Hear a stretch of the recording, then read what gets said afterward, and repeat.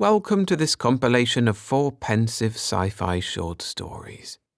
I'll be narrating Wainer by Michael Shaara, Mr. President by Stephen R., Always a Qurono by Jim Harmon, and The Geisha Memory by Winston Marks. Before we get to the stories, I'd like to mention that you can now get full classic sci-fi audiobook novels narrated by me, William Skye. They're available to download and listen on any device as an audiobook file. The first 2 available are The Variable Man by Philip K. Dick and The Time Armada by Fox B. Holden. There's a link to where you can get them in the description, but for now, let's get to the stories. So sit back, relax, and enjoy. Wainer by Michael Shaara. Narrated by William Skye. Certainly life has a meaning, though sometimes it takes a lifetime to learn what it is. The man in the purple robe was too old to walk or stand. He was wheeled upon a purple bench into the centre of a marvellous room where unhuman beings, whom we shall call they, had gathered and waited. Because he was such an old man, he commanded a great sum of respect, but he was nervous before them and spoke with apology and sometimes with irritation because he could not understand what they were thinking, and it worried him. Yet there was no one left like this old man. There was no one anywhere who was as old, but that does not matter. Old men are important not for what they have learned, but for whom they have known, and this old man had known Wainer. Therefore he spoke and told them what he knew, and more that he did not know he was telling. And they, who were not men, sat in silence and the deepest affection, and listened. William Wainer died and was forgotten, said the old man, much more than 1,000 years ago. I have heard it said that people are like waves, rising and riding and crumbling, and if a wave fell once on a shore long ago, then it left its mark on the beach and changed the shape of the world, but is not remembered. That is true, except for the bigger waves. There is nothing remarkable in Wainer's being forgotten then, because he was not a big wave. In his own time he was nothing at all. He even lived off the state, and the magnificent power that was in him and that he brought to the world was never fully recognized. But the story of his life is probably the greatest story I have ever heard. He was the beginning of you. I only wish I had known. From his earliest days, as I remember, no one ever looked after Wainer. His father had been one of the last of the priests. Just before young Wainer was born in 2430, the government passed one of the great laws, the We Take No Barriers into Space Edict, and religious missionaries were banned from the stars. Wainer's father never quite recovered from that. He went down to the end of his days believing that the earth had gone over to what he called Antichrist. He was a fretful man, and he had no time for the boy. Young Wainer grew up alone. Like everyone else, he was operated on at the age of 5, and it turned out that he was a reject. At the time, no one cared. His mother afterwards said that she was glad, because Wainer's head even then was magnificently shaped, and it would have been a shame to put a lump on it. Of course, Wainer knew that he could never be a doctor or a pilot or a technician of any kind, but he was only 5 years old and nothing was final to him. Some of the wonderful optimism he was to carry throughout his youth, and which he was to need so badly in later years, was already with him as a boy. And yet you must understand that the world in which Wainer grew up was a good world, a fine world. Up to that time it was the best world that ever was, and no one doubted that. Some of them had smiled in their minds. The old man was embarrassed. You must try to understand. We all believed in that world. Wainer and I and everyone believed. But I will explain as best I can, and doubtless you will understand. When it was learned, long before Wainer was born, that the electronic brains could be inserted within the human brain and connected with the main neural paths, there was no one who did not think it was the greatest discovery of all time. Do you know, can you have any idea what the mind of man must have been like before the brains? God help them, they lived all their lives without controlling themselves, trapped, showered by an unceasing barrage of words, dreams, totally unrelated, uncontrollable memories. It must have been horrible. The brains changed all that. They gave man freedom to think, freedom from confusion. They made him logical. There was no longer any need to memorize because the brains could absorb any amount of information that was inserted into them, either before or after the operation. And the brains never forgot and seldom made mistakes and computed all things with an inhuman precision. A man with a brain, or clerks as they were called after Leclerc, knew everything, literally everything that there was to know about his profession. And as new information was learned, it was made available to all men and punched into the clerks of those who desired it.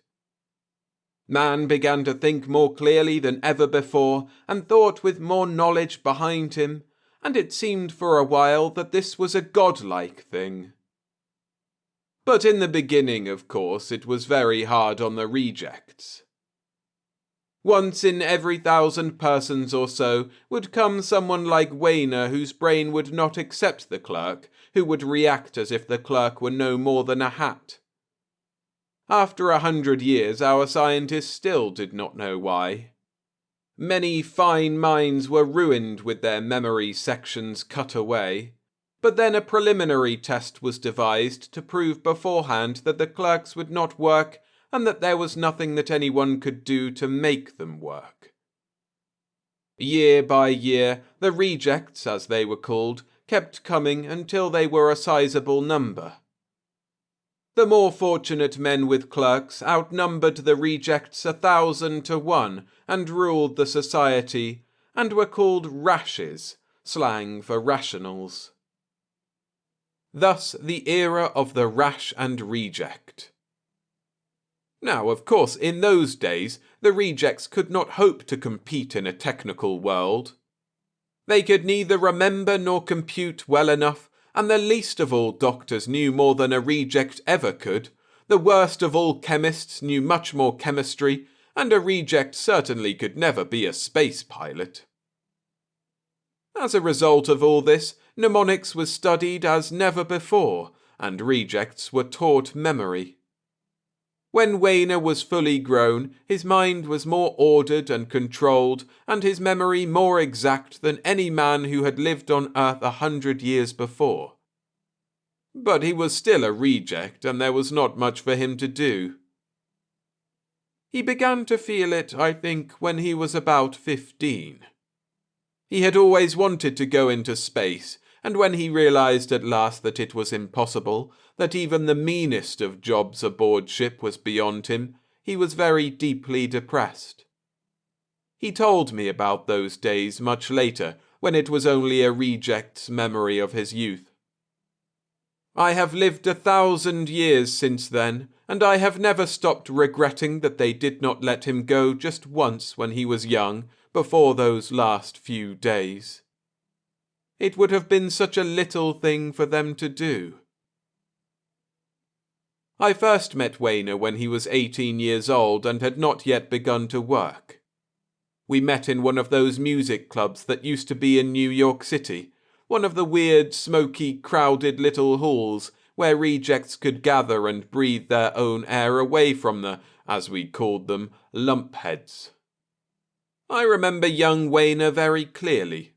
He was a tremendous man, larger even than you, with huge arms and eyes and that famous mass of brownish hair.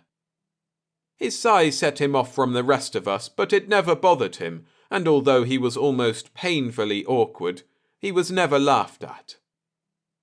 I don't quite know how to describe it, but he was very big, ominous almost, and he gave off an aura of tremendous strength.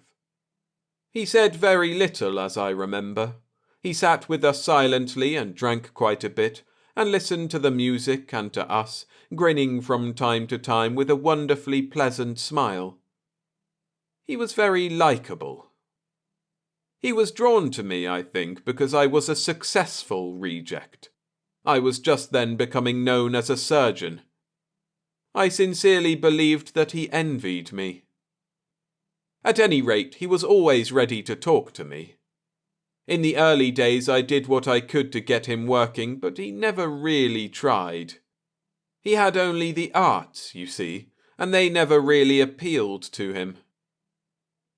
There was a rustle of surprise among them. The old man nodded. It is true. He never wanted to be an artist. He had too much need for action in him, and he did not want to be a lonely man. But because of the rashes, he had no choice. The rashes, as you know, had very little talent. I don't know why. Perhaps it was the precision, the methodicity with which they lived, or perhaps, as we proudly claimed, the rejects were rejects because they had talent. But the result was wonderfully just. The rejects took over the arts and all other fields requiring talent. I myself had good hands. I became a surgeon. Although I never once operated without a rash by my side, I was a notably successful surgeon. It was a truly splendid thing. That is why I say it was a good world. The rash and reject combined in society and made it whole. And one thing more was in favour of the reject. He was less precise, less logical, and therefore more glamorous than the rash. Hence rejects always had plenty of women, and reject women did well with men. But the rash, in the end, had everything that really counted. Well, there was only such work that a reject could do. But none of it fitted Wainer. He tried all the arts at one time or another before he finally settled on music. In music there was something vast and elemental. He saw that he could build. He began and learned, but did little actual work.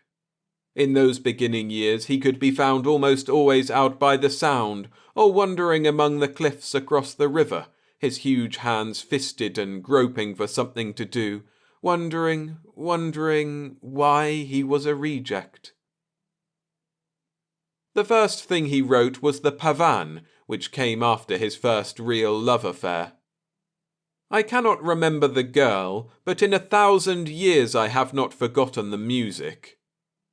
It may surprise you to learn that the Pavan was a commercial success. It surprised Wainer too. The rashes were actually the public, and their taste was logical. Most of all they liked Bach and Mozart, some Beethoven and Green, but nothing emotional and obscure. The Pavan was a success because it was a love piece, wonderfully warm and gay and open. Wainer never repeated that success. That was one of the few times I ever saw him with money.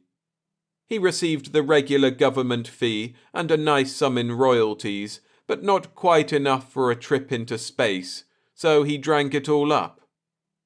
He was happy for a while. He went back to the music clubs and stayed away from the beaches, but when I asked him if he was working on anything else, he said no, he had nothing else to write. Right after that, he fell in love again, this time with his mother. The longevity treatment was still fairly new. Few had stopped to consider that as men grew older, their mothers remained young, as tender and fresh as girls in school, and there is no woman as close to a man as his mother. Inevitably, a great many men fell in love that way. Wainer was one. His mother, poor girl, never suspected, and it was pure anguish for him. It was some time before he had recovered enough to talk about it, and by then he was 30. One of the ways he recovered was by writing more music. There were a lot of lesser works, and then came the First Symphony. Looking back over the centuries, I cannot understand how the thing was so controversial. The Rashes wrote of it harshly in all their papers.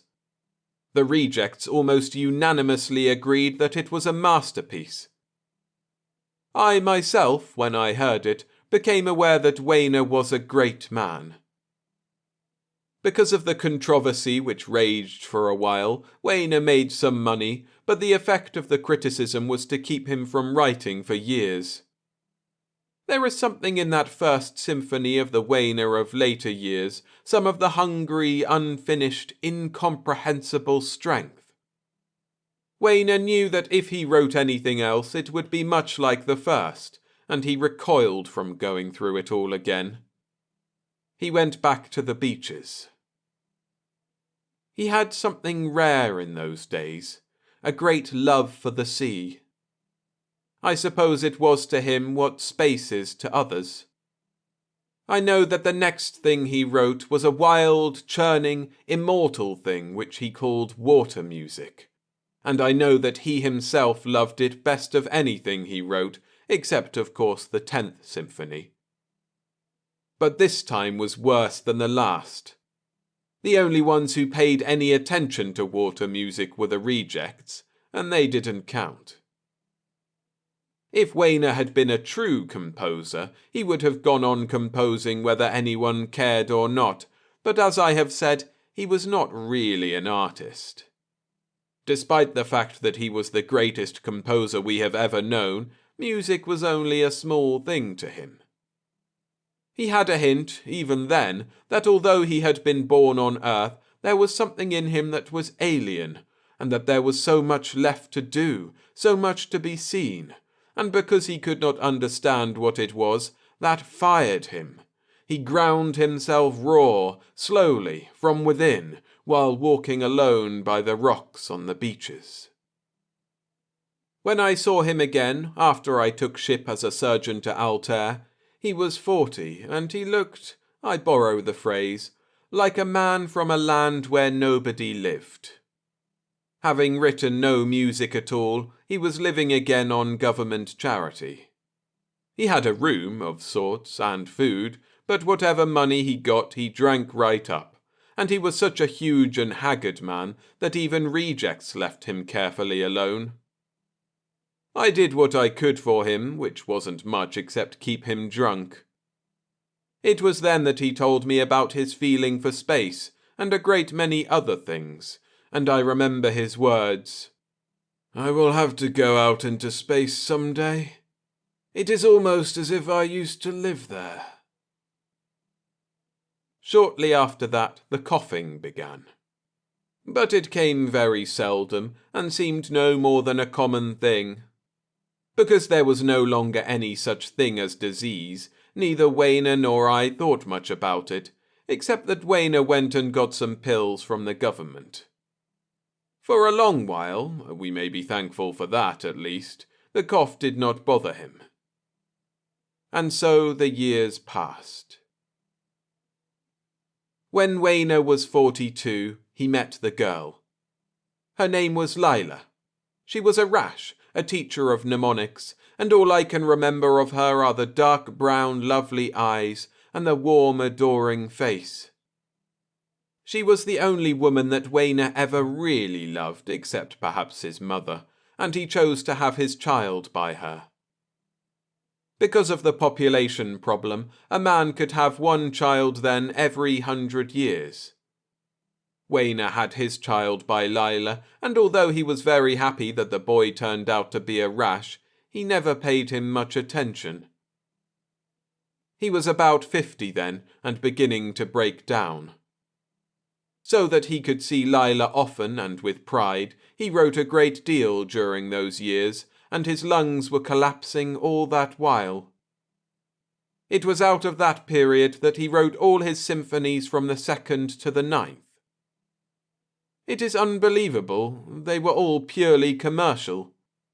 He tossed them out with a part of his mind. I cannot help but wonder what the rest of that mind was doing. I can see him now, that gaunt and useless man, his great muscled arms chained to a pen, his stony, stretching legs cramped down beneath a desk. I did not see him again for almost 10 years because he went away. He left New York for perhaps the only time in his life and began to wander across the inland of the American continent. I heard from him rarely. I think it was in one of those letters that he first mentioned the pain that was beginning in his lungs. I never knew what he did or how he lived during those 10 years. Perhaps he went into the forests and worked and lived like a primitive, and perhaps he just walked. He had no transportation. I know that he was not wholly sane then, and never was again until the end of his life. He was like a magnificent machine which has run out of tune for too many years. The delicate gears were strained and cracking. The old man paused in the utter silence, while several tears dropped down his cheek. None of them moved, and at last he went on. Near the end of the 10 years, I received a package from him in the mail. In it was a letter and the manuscript to the Storm in Space overture. He wanted me to register the work and get the government fee, and he asked me the only favor he had ever asked of anyone, that I get him the money because he was going into space. He came back some weeks later on foot. I had gotten the money from rejects. They had heard the overture. It was enough. He brought Lila with him and was going to make reservations. He was heading, I think, only as far as Alpha Centauri. It was too late. They examined him, as someone should have a long time ago, as someone would have if he had only ever asked. But in the end it would have made no difference either way, and it was now that they found out about his lungs. There was nothing anyone could do. At first I could not believe it. People did not get sick and die. People just did not die. Because I was only a reject and a surgeon, no rash doctor had ever told me that this had happened before many times to other men. I heard it not from the rashes, but from Wainer. His lungs were beginning to atrophy. They were actually dying within his body, and no one as yet knew why or could stop it. He could be kept alive without lungs, yes, for a long while. I asked if we could graft a lung into him, and this is what I was told. Because no one had yet synthesized human tissue, the graft would have to be a human lung, and in this age of longevity there were only a few available. Those few, of course, went only to important men, and Wainer was nothing. I volunteered a lung of my own, as did Lila, as did many rejects. There was hope for a while, but when I looked into Wainer's chest, I saw for myself that there was no way to connect. So much was wrong, so much inside him was twisted and strange, that I could not understand how he had lived at all. When I learned of the other men who had been like this, I asked what had been done. The answer was that nothing had been done at all. So Wainer did not go out into space. He returned instead to his single room to sit alone and wait, while the cool world around him progressed and revolved, while the city and its people went on without notice, while a voucher was being prepared somewhere, allowing the birth of another child because citizen Wainer would soon be dead. What could the man have thought, that huge, useless man? When he sat by his window and watched the world moving by, and looked up at night to the stars, and when he drank cool water, or breathed morning air, or walked, or sat, or lay down, what was there for him to think? He had one life, the same as any man, one time to be upon the earth, and it was ending now as a record of nothing, as a piece of loneliness carved with great pain, as a celestial abortion, withered, wasted. There was nothing in his life, nothing which he had ever wanted to be, and now he was dying without reason in a world without reason, unused, empty, collapsing, alone. He went down to the beach again. In the days that came, he was a shocking sight. What was happening became known, and when he walked the streets, people stared at the wonder, the sickness, the man who was dying. Therefore he went out to the beaches and slept and took no treatments, and no one will ever know what was in his mind, his million-faceted mind, as he waited to die. Well, it was told to me at last because I knew Wainer, and they needed him. It was told hesitantly, but when I heard it, I broke away and ran, and in the clean air of the beach I found Wainer and told him. At first he did not listen. I repeated it several times. I told him what the rashes had been able to learn. He stood breathing heavily, face to the sun, staring out over the incoming sea. Then I knew what he was thinking. The rashes had told me this. The atrophy of the lungs was not all that happened, but it was the major thing, and it came only to rejects. After years of study, it could be stated cautiously that the disease seemed to be in the nature of an evolutionary change. For many years they had probed for the cause of the rejects, and the final conclusion, to be kept from the people, was that there was some variation in the brain of the reject, something subtly, unfathomably different from the brain of a rash. And so it was also with the lungs and with other parts of the body. And the scientists thought it was evolution. I told this to Wainer and more, while peace spread slowly across his rugged face. I said that the nature of life was to grow and adapt, and that no one knew why. The first cells grew up in the sea, and then learned to live on land, and eventually lifted themselves to the air, and now, certainly, there was one last step to be taken. The next phase of change would be into space, and it was clear now what Wainer was, what all the rejects were. Wainer was a link, incomplete, groping, unfinished. A link.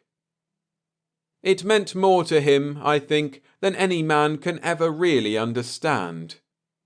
He had a purpose, after all, but it was more than that. He was a creature with a home. He was part of the universe more deeply than any of us had ever been. In the vast eternal plan which only you and your kind can see, Wainer was a beginning, vital part. All the long years were not wasted. The pain of the lungs was dust and air. Wainer looked at me, and I shall never forget his face. He was a man at peace who has lived long enough. Because they knew much more than the old man could ever know, they were utterly, nakedly absorbed, and the silence of the room was absolute. The old man, tired and close to the end, while they, unbreathing, undying, telepathic and more, the inconceivable next phase in the evolution of man, listened and learned. He lived for another 6 months, long enough to take part in the experiments the Rashes had planned and to write the 10th Symphony. Even the Rashes could not ignore the 10th. It was Wainer's valedictory, a sublime, triumphant summation born of his hope for the future of man. It was more than music. It was a cathedral in sound. It was Wainer's soul. Wainer never lived to hear it played, to hear himself become famous, and in the end, I know, he did not care. Although we could have saved him for a little while, although I pleaded with him to remain for the sake of his woman and his music, Wainer knew that the pattern of his life was finished, that the ending time was now. For Wainer went out into space at last, into the sweet dark home between the stars, moving toward the only great moment he would ever have. The Rashes wanted to see how his lungs would react in alien atmospheres. Not in a laboratory, Wainer refused, but out in the open sun, out in the strange alien air of the worlds themselves, Wainer was set down. On each of a dozen poisonous worlds he walked. He opened his helmet while we tiny men watched. He breathed. And he lived. He lived through methane, through carbon dioxide, through nitrogen and propane. He existed without air at all for an incredible time, living all the while as he never had before, with a wonderful glowing excitement. And then at last there was that final world which was corrosive. It was too much, and Wainer smiled regretfully, holding himself upright with dignity by the base of an alien rock, and still smiling, never once moving to close his helmet, he died. There was a long pause. The old man was done. They looked at him with the deep compassion that his own race had denied to those who were different or lesser than themselves. One of them arose and gently spoke. "And now you are the last of your kind, as alone as Wainer was. We are sorry." There was no bitterness in the old man's voice. "Don't be. Wainer was content to die, knowing that he was the link between us and you. Yet neither he nor you could have been if humanity had never existed. We had our place in the endless flow of history. We were, so to speak, Wainer's parents and your grandparents. I, too, am content, proud of the children of man."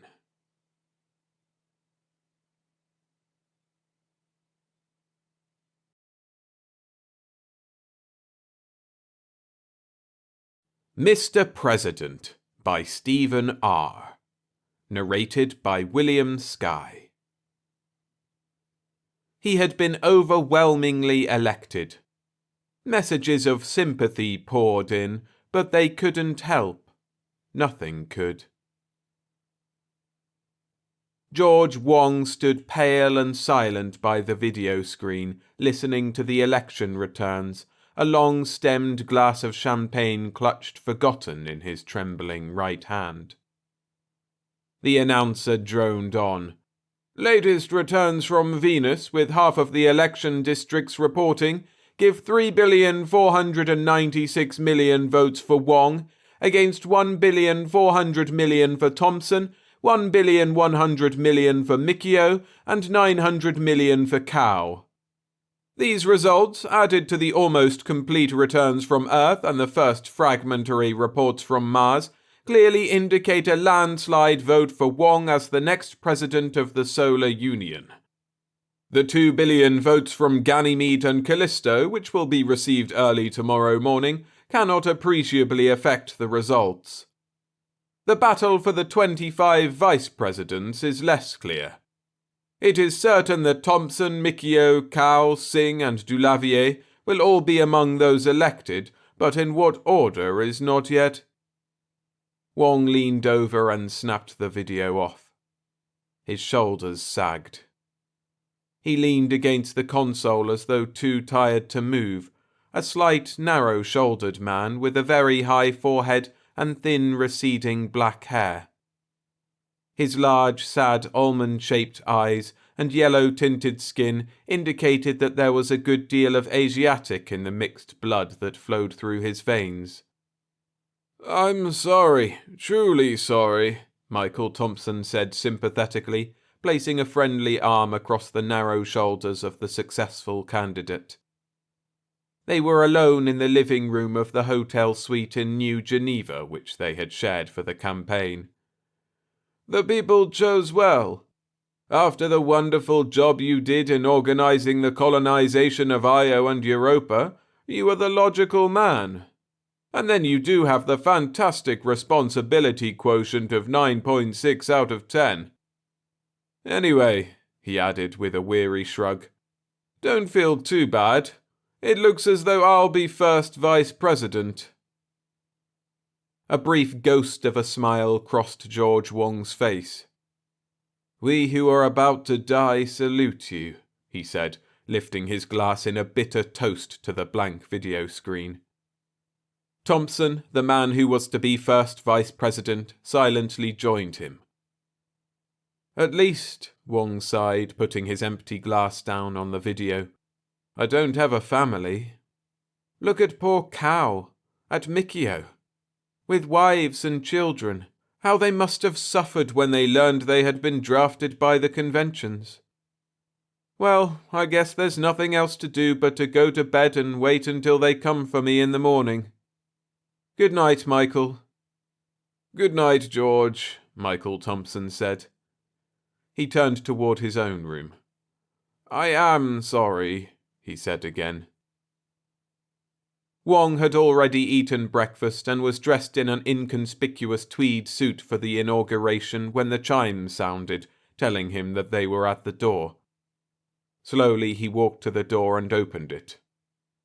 "Good morning, Mr. President," the man outside said cheerily, flashing his famous grin. George Wong immediately recognized Al Grimm, the man who had been personal secretary to 63 presidents. He was one of the vast army of civil servants who kept the wheels of government turning smoothly until presidents were able to make the decisions that would create policy. "Good morning, Al," George Wong said. "I'm afraid I'll have to place myself completely in your hands for these first few days.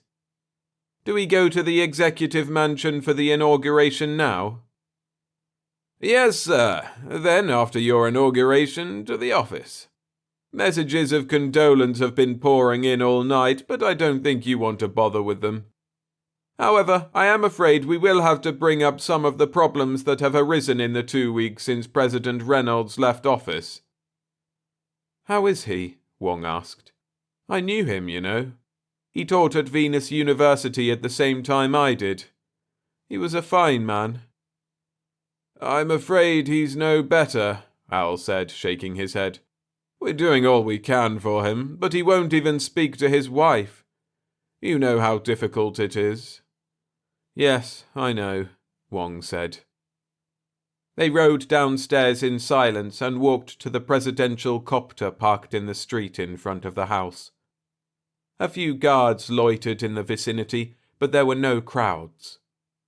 They entered the plush copter, which rose smoothly under its whirling blades, and carried them over the city, landing finally on the lawn of the executive mansion. Chief Justice Hertz met them, dressed in a blue business suit, and after they shook hands he administered the oath. "Do you, George Wong," he asked, "swear to make every decision you are asked to make as President of the Solar Union for the benefit of the people of the Union and in accord with what you believe to be fair and just, fully cognizant of the fact that the welfare of 75 billion citizens of the Union is dependent on you?" "I do," George Wong said, through a painfully dry throat that would barely permit the words to come out. They all shook hands again. Then Al Grim led the president across the grassy lawn, into the mansion, and up to the office that had served over 1,000 presidents.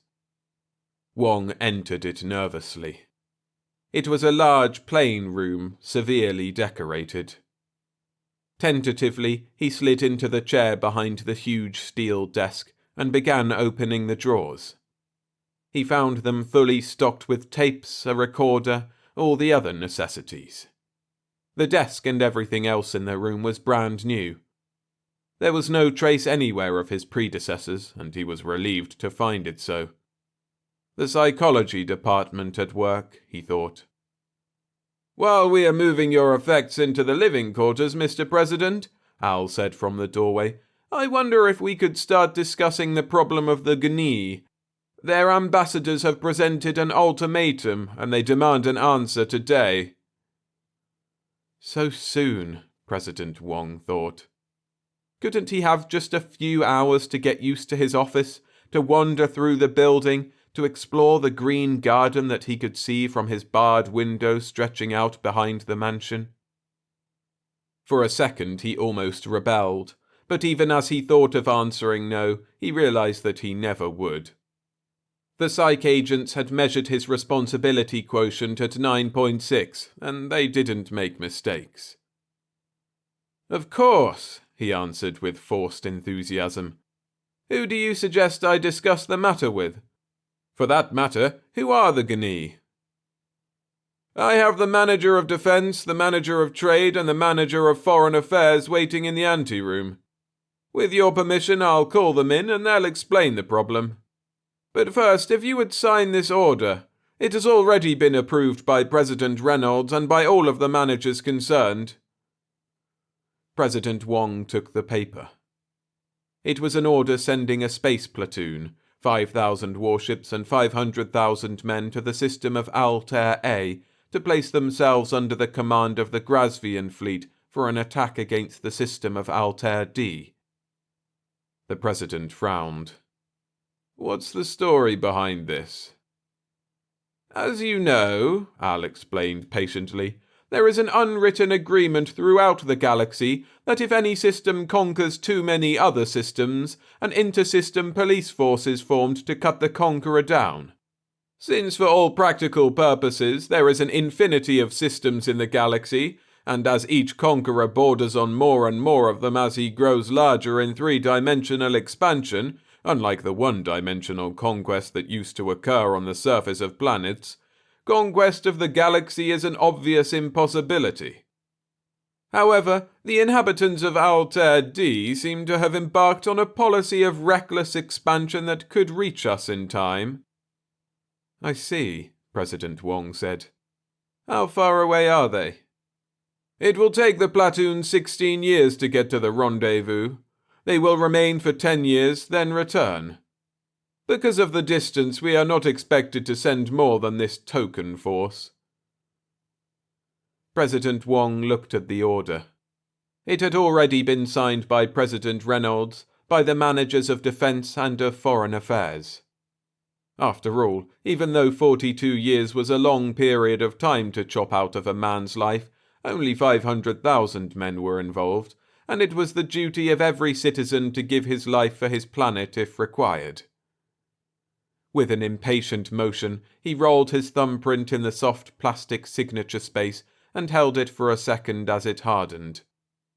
Then he threw the order into a basket labelled Outgoing Correspondence. His first official duty completed.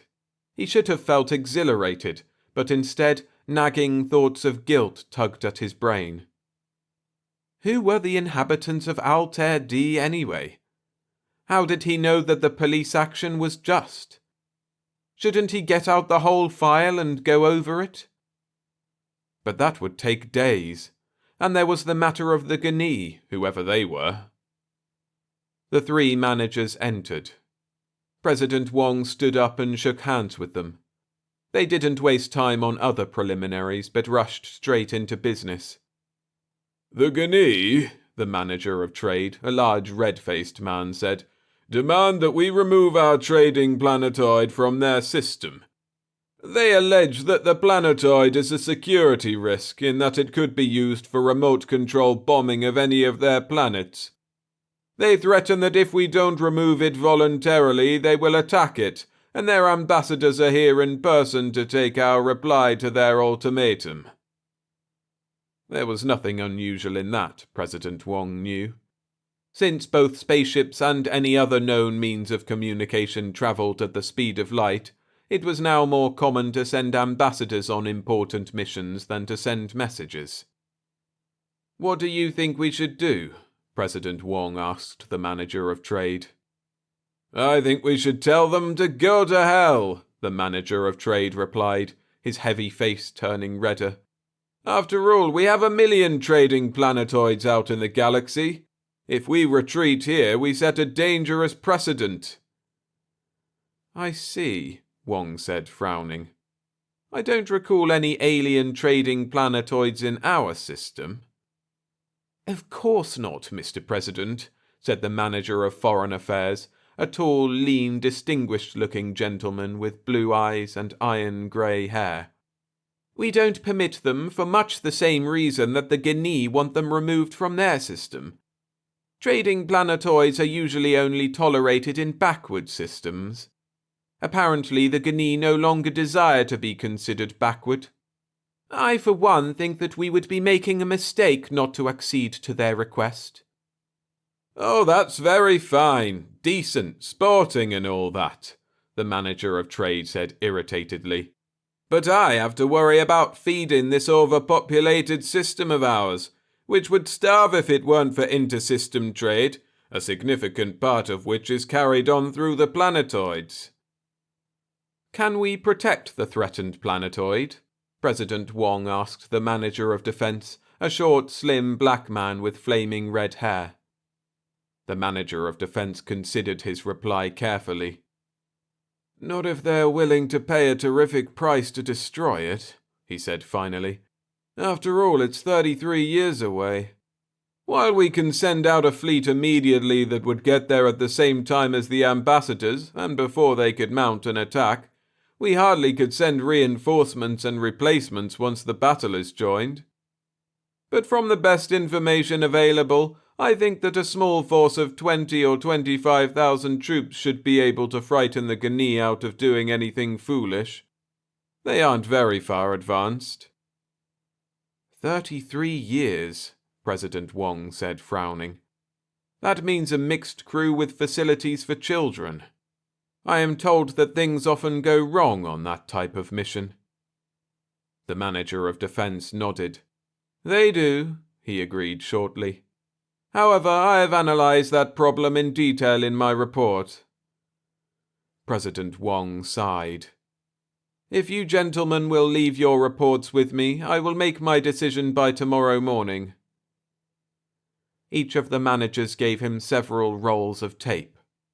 Those of the manager of trade felt by far the heaviest. President Wong slipped them into the racks in his upper left-hand desk drawer. "Ask the Gini to come in," he said to Al. Al pushed a button on the arm of his chair, and the door swung open. 4 large, spidery creatures entered the room, followed by a small, bald man. Their round bodies were encased in plastic globes in which a whitish, translucent gas swirled. They walked over to the president's desk, and the leader extended a hairy leg. With an effort, President Wong forced himself to take the leg with his hand and pump it up and down. He noticed that the creature withdrew the leg as soon as it was decently possible, and smiled a bit as he concluded that their aversion was mutual. The Gini stepped back and began waving his 2 front legs.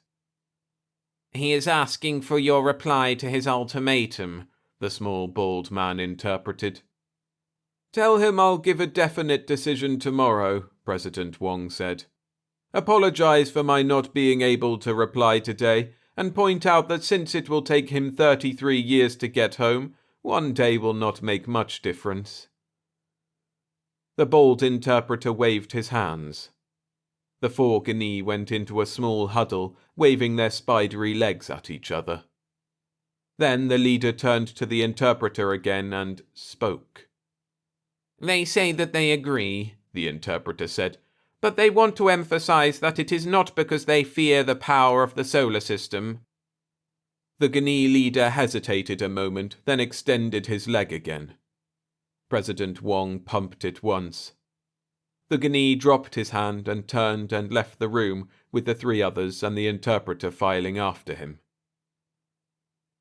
"If you don't need me anymore," the manager of trade said, glancing at his watch, "I'll go back to the Trade Bureau. I have a meeting with a number of the department heads." President Wong nodded tiredly. "I have the tapes. I'll study all your positions tonight." The manager of trade and the manager of foreign affairs rose and left the room. The manager of defense stayed in his seat.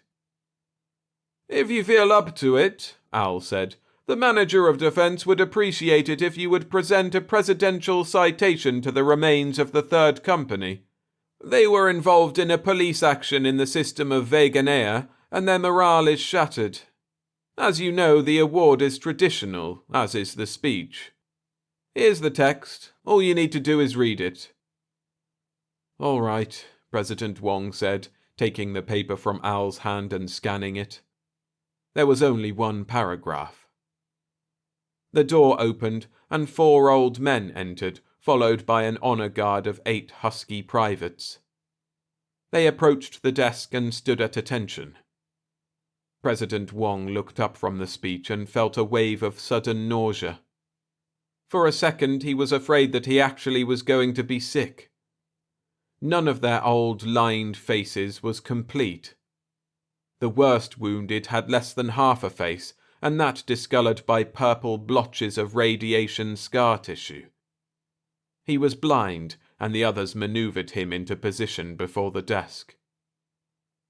"For the heroic parts which you played in the police action against Wainer," Wong stumbled over the name, then continued hastily, "I, the President of the Solar Union, hereby—" "Rot," said the blind one through toothless gums, in a voice that was only a hoarse whisper.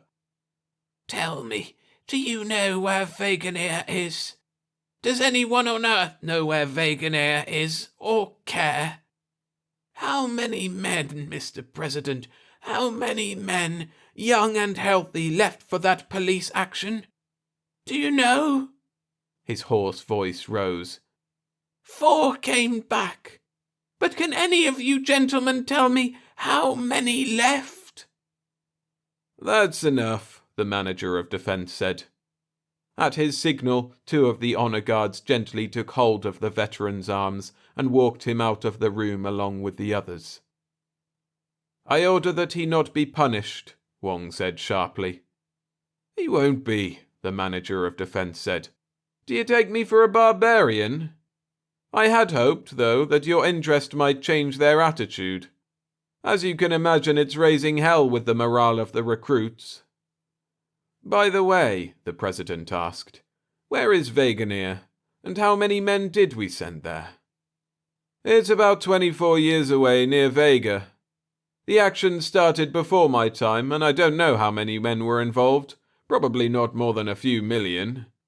The police action ended successfully, but our ships were in the first wave and were wiped out." The president sat down wearily. His hand strayed over to the order he had signed that morning for a police action, then drifted aimlessly away. "What's next?" he asked Al. He slipped a few energy pills into his mouth as Al consulted his book. "There's the matter of the conversion bomb," Al said. "The manager of scientific research and the manager of defense would like you to make a decision about it." "The conversion bomb?" President Wong said, puzzled. "I've never heard of it." "It is highest level top secret," the manager of defense explained. "Instead of breaking down atoms and releasing some energy, as in the standard fission weapons, it converts matter entirely into energy. Given the matter-energy equation, the energy released by a small amount of matter is fantastic." Al had risen and gone to the door.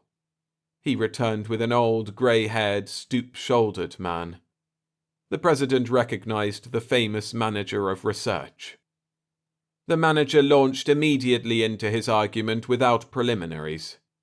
Mr. President, while my department has finally found a way to convert matter directly into energy, I believe that any use of this process would be disastrous. First, there is absolutely no safeguard that could prevent a matter conversion-powered machine, used for peaceful purposes, from being changed into a lethal weapon by the simplest of alterations. And as a weapon, the conversion bomb, unlike atomic bombs, could not only destroy planets, but stars with their entire systems. We all know that the law of the galaxy is to prevent its domination by any one system, and given the distances and populations involved, that domination is obviously impossible.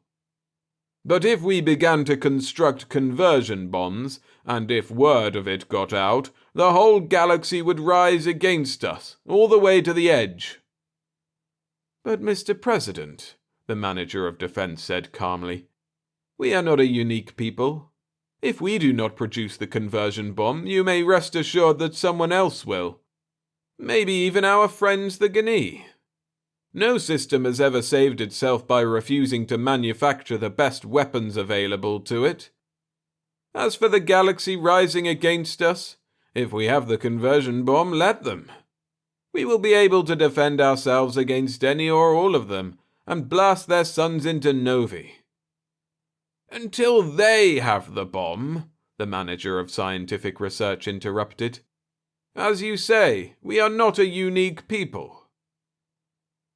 Gentlemen, the president said, standing up suddenly, I feel tired and dizzy. The idea of a bomb that can wipe out systems is new to me.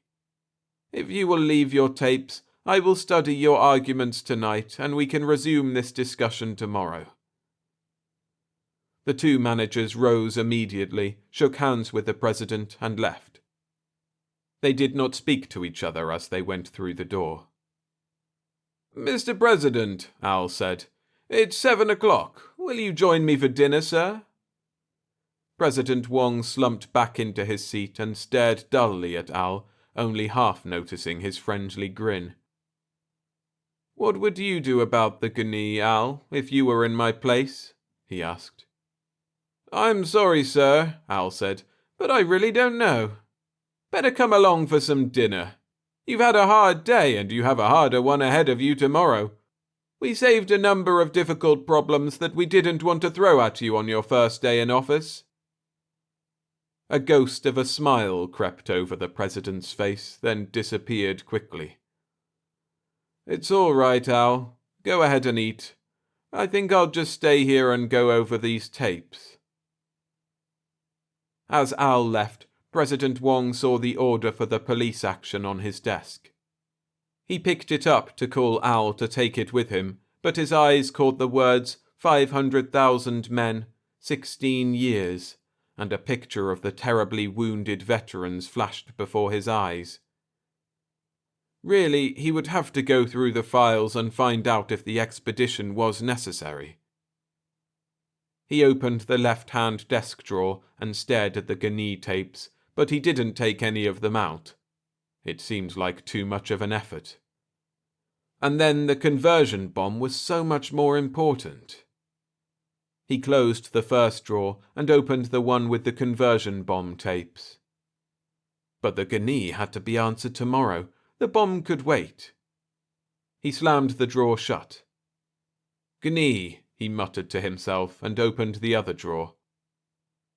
Then he noticed that he had put the police action order back into his outgoing basket. He slammed the drawer with the Gani tape shut again and opened the drawer below it and pushed the order inside so that it wouldn't be picked up by mistake before he could check on it. 500,000 men in here, he said as he closed the drawer. Going to... Where were they supposed to go? He couldn't remember. He opened the drawer again and looked at the order. To Altair D. The name had no meaning for him. Now, let's see. Oh yes, the conversion bomb tape. He opened the drawer to take out the tapes and remembered that the Gni ultimatum had to be answered by tomorrow. Gni, gnu, gnuts, he said, opening a drawer. It was the wrong one and the tapes weren't there. Which tapes? The door opened and President Wong looked up to see Al's smiling face peering in. I was passing by, sir, Al said, and I wondered if I couldn't talk you into supper. Get out! The president shouted. The door closed softly. Now, where was he? Oh yes, the conversion bomb. Conversion, conversation, bomb, boom, boom. But that wasn't it either. It was the Gni. They had to be answered by tomorrow. Gni, gnu, gnuts. Now in what drawer had he put the gnats? And why order a police action against gnats? Just convert every one of them into spiders. Al walked slowly down the hall, his grin gone, his face looking washed out. He turned into his own little office and snapped on the communications video. First Vice President Michael Thompson, he said to the operator. In a moment, Thompson appeared on the screen. Mr. First Vice President, Al said in a tired voice, may I suggest that you remain in the capital for the next few weeks? Even though he knew that it was not polite, Al snapped off the set without waiting for a reply, but not before he caught the white and frightened look on Thompson's face.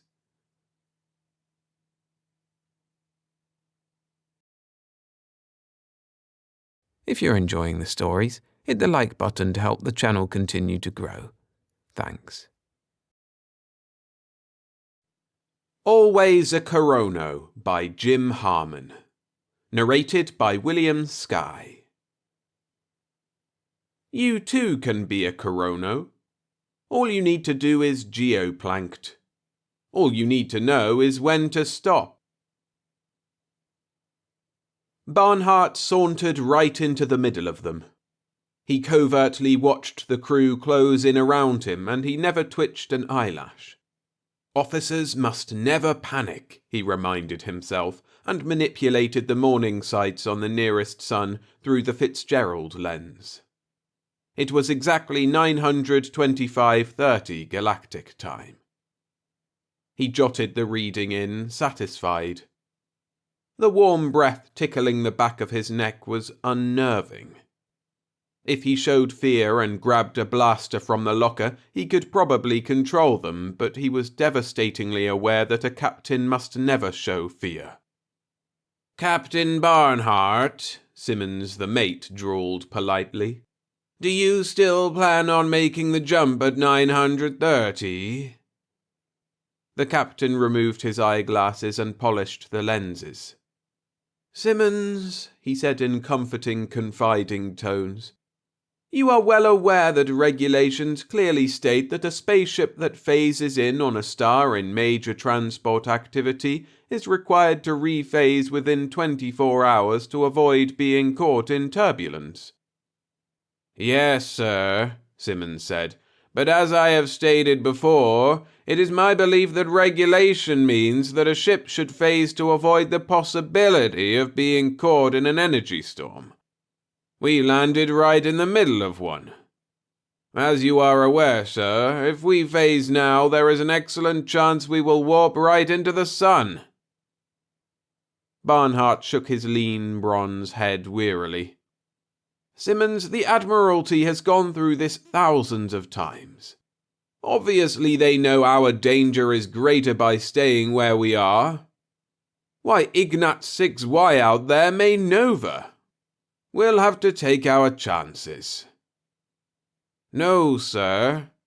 Simmons thrust his pale blue-veined jaw at him, his light eyes Nordically cold below a blonde cropping. The storm spots are dying down. We aren't phasing yet. Barnhart drew himself up and looked down at the mate. Behind Simmons, York moved closer.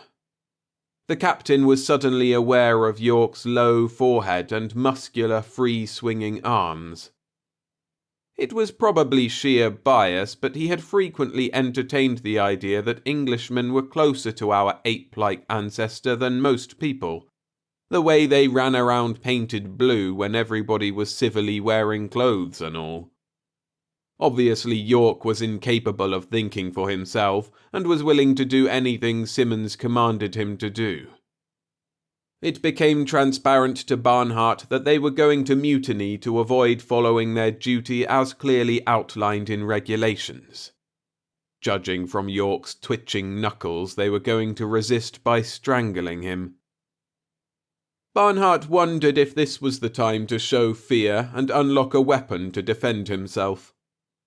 York clamped onto him before he could decide on the proper interpretation of the regulations, and just as his mind settled on the irresolvable question, if a captain must never show fear, why was he given the key to a hand weapons locker to use when in fear of his life? Barnhart gazed around the purple clearing with clouded eyes. He trembled in near traumatic shock. It was almost too much to bear. Regulations clearly stated that no officer was to be marooned on a .9 Earth-type planet at 1440 Galactic Time, early evening local. Or, he brushed at his forehead, he was damned near certain they at least strongly implied it. But fear was such a foreign element to his daily routine, he discarded it. The scene took him back to his boyhood. He sorted out the survival supplies, lifting even the portable nuclear generator effortlessly under the .67 gravity, and remembered how he used to go camping regularly every month when he was a Boy Scout. He had been a bookish child, too obsessed with reading, they told him. So he had put himself on a regular schedule for play. Still, it never seemed to make people like him much better. After he established his routine, he didn't try to change it. He probably couldn't make things better, and he certainly couldn't stand them any worse. Barnhart paused in his labours and stripped off his soaked uniform shirt, deciding to break out his fatigues. As the wet sleeve turned wrong side out, he noticed his wristwatch showed 1500 hours. As usual, he fetched his toothbrush from the personals kit and started to scrub his teeth. This was when he saw his first Qurono in the act of geoplankting. It was a deeply disturbing experience. Barnhart and the lank, slick-bodied alien ignored each other every morning while the marooned captain had his coffee and the native chronoped, each afternoon while Barnhart laid down for a nap and the other xeno-gutted, and of course before retiring while Barnhart brushed his teeth and the alien did his regular stint of geoplankting. The captain sat about arranging living quarters on the planet. The crew of the Quincy had provided him with every necessity except communications gear. Still, he was confident he would find a way back and see that Simmons and the rest got the punishment clearly called for in Regulation C-79, Clause 2. This driving need to have the regulation obeyed was as close as he could get to anger. His lot was a rough and primitive one, but he sat down to doing the best with things that he could. Using the nuclear reactor, he synthesized a crude 7-room cottage. He employed an unorthodox 3-story architecture. This gave him a kind of observation tower from which he could watch to see if the natives started to get restless. Traditionally, this would be a bad sign. Humming to himself, he was idly adding some rococo work around the front door when 1330 came up and he stopped for his nap. At the edge of the now somewhat larger clearing, the alien was xeno-gutting in the indigo shadows of a drooping bush tree. Since he hadn't furnished the house yet, Barnhart stretched out on the grass. Suddenly he sat upright and shot a glance at the alien. Could this sort of thing be regarded as restless activity? He was safe so long as the aliens maintained their regular routine, but if they started to deviate from it, he was in trouble. He tossed around on the velvet blades for some minutes. He got to his feet. The nap would have to be bypassed. As much as he resented the intrusion on his regular routine, he would have to find some other natives. He had to know if all the aliens on the planet xeno-gutted each afternoon as he was having his nap. The thought crossed his mind that he might not wake up some afternoon if his presence was causing the aliens to deviate dangerously from their norm. The most unnerving thing about the village was that there were exactly 10 houses and precisely 100 inhabitants. Each house was 33.3 feet on a side. The surfaces were hand-hewn planking or flat-sided logs. There were 4 openings, each opposing 2 were alternately 1 foot and an alarming 10 feet high. Barnhart couldn't see the roof. The buildings appeared square, so he supposed the houses were 33.3 feet tall. At the end of the single-packed violet-earthed street facing up the road was a large sign of some unidentifiable metal bearing the legend in standard galactic, "This is a village of Quronos." Barnhart received the information unenthusiastically. He had never before encountered the term. The sign might as well have told him the place was a town of Jabberwockies. The single scarlet sun with its corona of spectrum frost was drawing low on the forest-covered horizon. Barnhart, dry of mouth and sore of foot, had not encountered yet a single one of the 100 inhabitants. He had missed his nap and his dinner, and now, he ran his tongue over his thick-feeling teeth, he was about to miss his nightly brushing of his teeth. He had taken only a minimum survival kit with him, which did not include a smaller personal kit. His wristwatch, still on good reliable ship's time, recorded nearly 1,500 hours straight up. His body chemistry was still operating on the captain's shift, whereby he spent part of the time with both the day and night shifts. It was nearly time for him to go to bed. Fortunately, it was almost night on the planet. He was searching out his portable force field projector from some loose coins and keys when the 100 Quronos came out of their houses and began geoplankting. 5th Day Marooned. The Journal of Captain T.P. Barnhart, late of the UGS Quincy. It becomes apparent that I may never leave alive this planet whose names and coordinates have been kept from me. By reason, justice, and regulations, the men who put me here must pay. See formal attached warrant against First Mate O.D. Simmons and the remainder of my crew. For this reason, and in the interest of science, I am beginning this journal, to which I hope to continue contributing from time to time, barring sudden death. At this writing, I am in a village of 10 houses identified as a settlement of Quronos. These tall, hairless humanoids have performed an intricate series of indescribable actions since I first encountered them. My problem, as is apparent, is to decide whether these actions constitute their normal daily routine, or whether I have instigated this series of actions. If the latter is the case, where will it all end? 1700, 5th day.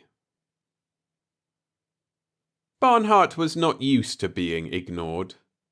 It was certainly not a part of his normal routine.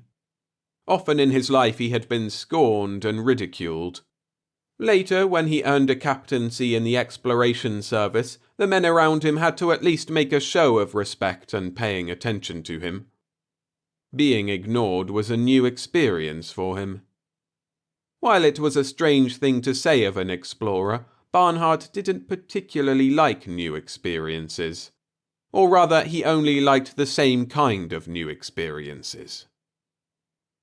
He kicked the wine-coloured soil in red-faced impotence the first few dozen times Quronos went silently past him on the way to gather fruit from the forest or hew logs to keep the buildings in repairs, which seemed to be a constant occupation.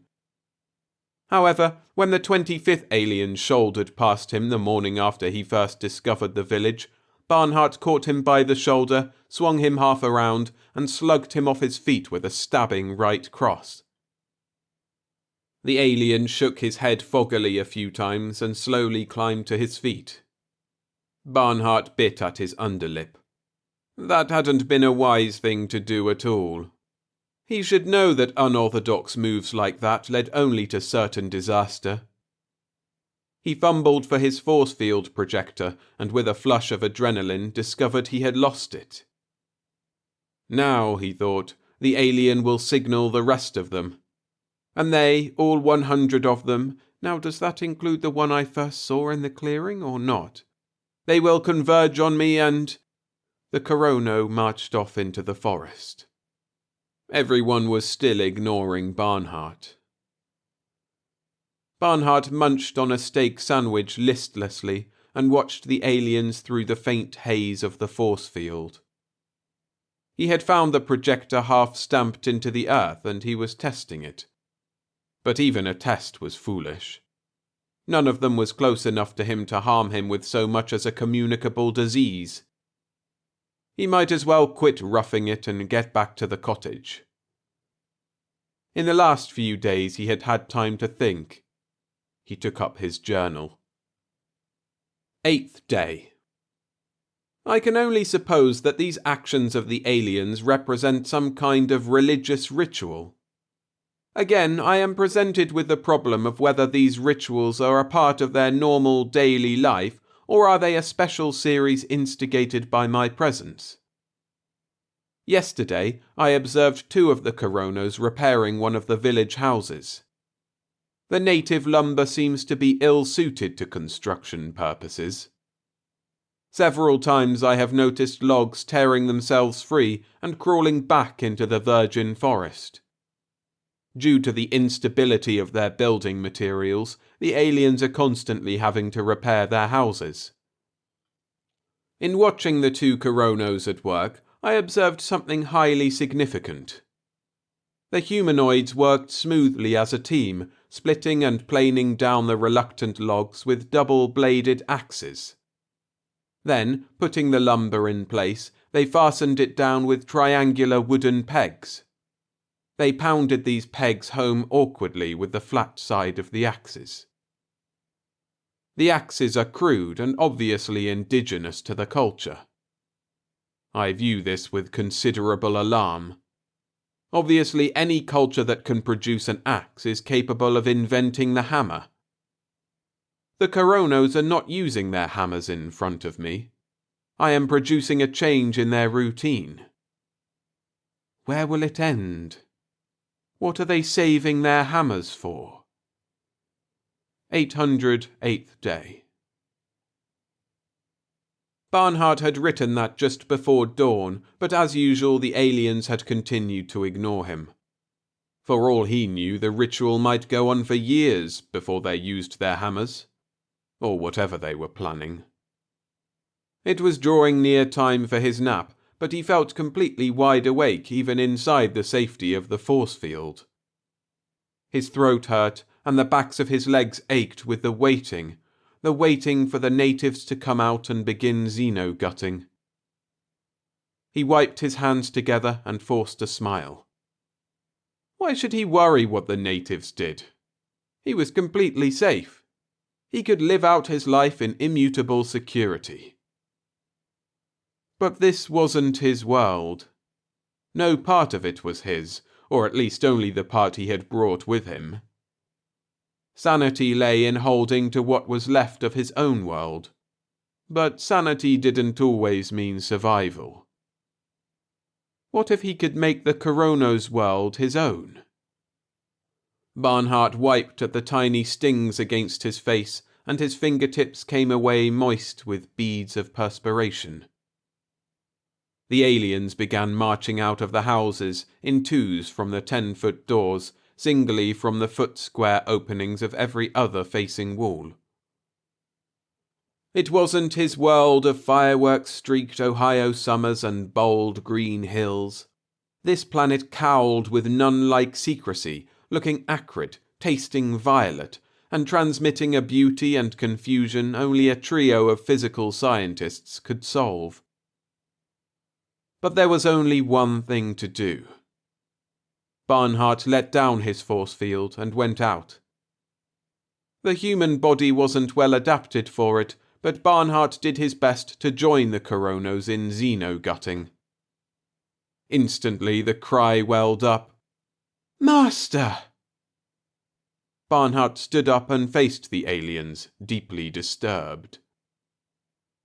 He was even more disturbed when later he wrote again in his journal. 9th day. Qurono, I have learned from the leader, is a term referring to a particular type of subhuman android. The synthetic process used in manufacturing these men does not allow them to develop beyond a certain point, a built-in safety factor of their creators, I can only suppose. Thus they were given the concept of the axe and have retained it, but they were able only to devise the idea of using the axe to hammer things with, and are not capable of thinking of a special hammering tool. With almost complete lack of creative ability, they are bound to the same routine, to which they adhere with an almost religious fanaticism.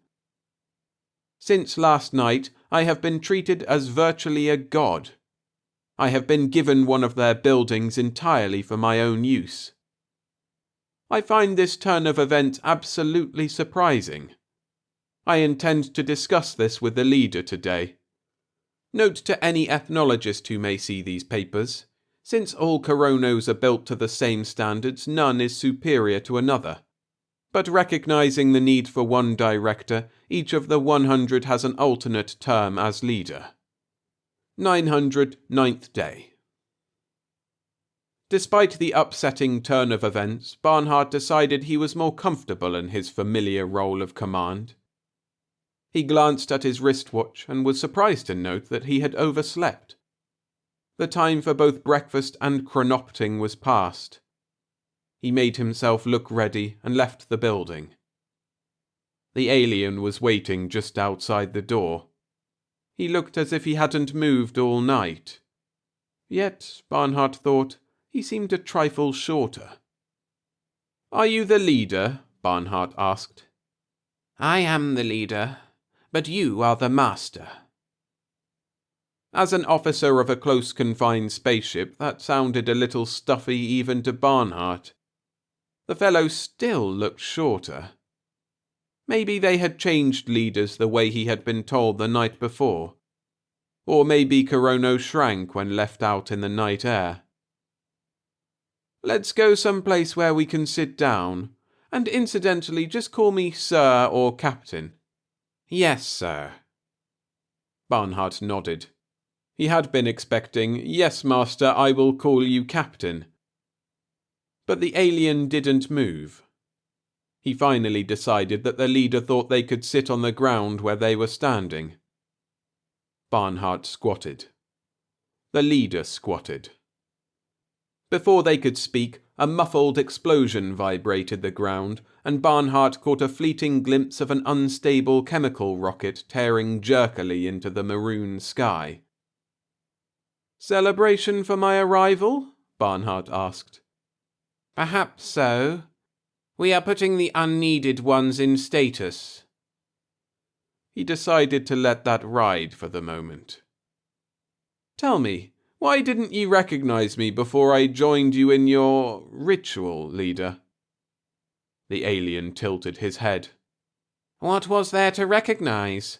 We thought you were some new variety of animal. Before you xeno-gutted, how were we to know you were rational life?" Barnhart nodded. "But how did you so cleverly deduce that I was your master?" "There are 100 of us. You were the 101st. You had to be the master returned." "The master had been some friendly life form in the Federation, obviously." Otherwise the Qurono androids wouldn't speak galactic. Barnhart nibbled on his underlip. I want to find out how much you still know after the Master has been away so long, the captain said. Tell me, how do you communicate with the Master? What for? The leader began to look at Barnhart oddly.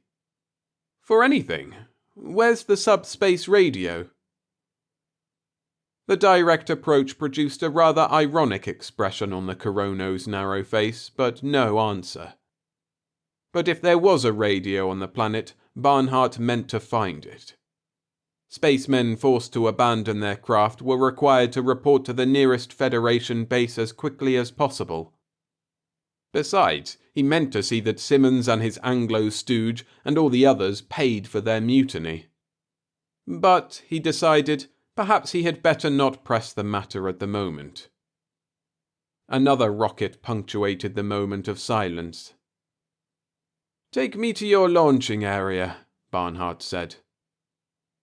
The android stood up and walked. But he walked at Barnhart's side, forcing the captain to catch his stride a half step to let the alien lead him. He wasn't sure if it was a mark of respect not to get ahead of the Master, or an attempt to see if he knew where the launching site was located. The Quronos were limited, but just how limited Barnhart was beginning to wonder. They rounded the clump of drooping lavender trees, and Barnhart saw the 8 men laying on the ground in the transparent casings. Not men, but Quronos, he corrected himself, in a moulded clear membrane of some sort. They are in status, the leader explained, answering the captain's unasked question. This is how you keep your population at 100, Barnhart thought aloud, removing his glasses to rest his eyes and to get a better look at the bodies. Despite regulations, he could still see better without his spectacles. It is how you arranged it, Master. But as you know, we are now 91. The captain put his glasses back on. I'll test you. Why are you now 91? Naturally, the leader said emotionlessly. You required a whole shelter unit to yourself. We had to dispose of the 10 who previously had the unit. Barnhart swallowed. Couldn't you think of anything less drastic? Next time just build a new unit. But Master, the alien protested, it takes a great deal of work to construct our units. Our lumber escapes so badly no matter how often we beat it into submission. Our work capacity is limited, as you are aware. Is it really desirable to overwork us so much? The captain was a little shocked. Was this humorless, methodical android really protesting a command from his master? How do you suppose the 10 you are putting in status feel about it? He managed. They would doubtlessly prefer not to be overworked. Our fatigue channels can only stand so much. But it wasn't the work, Barnhart suddenly knew. It was the idea that there could be 11 houses instead of 10. The concept of only 90 Quronos and a master must be only slightly less hideous to them. They couldn't really be so overjoyed to see him. A third rocket jarred off, rising unsteadily but surely in the low gravity. It was a fairly primitive device, evidently all they retained from the original model supplied them by the Master. Barnhart looked at the figures on the ground. Only 7. The ones in status go into the rockets, Barnhart gasped. And circle in the proper orbits, the leader agreed. This time he saw the Quronos lifting a stiff form and taking it to the crude rocket. It looked entirely too much like a human body. Barnhart looked away. But at the edge of his peripheral vision, he saw the Quronos halt and stand up their fellow in status. He glanced at his wrist. 1500 hours. The aliens began geoplankting. Barnhart ran his tongue over his teeth, noting that they needed brushing. He came to himself with a start. Of course, he had almost forgot. Barnhart faced the others and joined them in geoplankting. A hideous cry built from one plateau of fury to another. "He's no better than us!" the leader screamed. 9th day.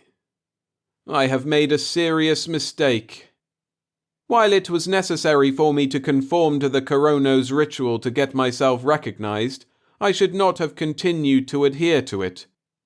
Apparently, by these creatures' warped reasoning, I established myself as a reasoning creature by first joining them in their routine, but when I continued to act in accord with them, I proved myself no better than they are.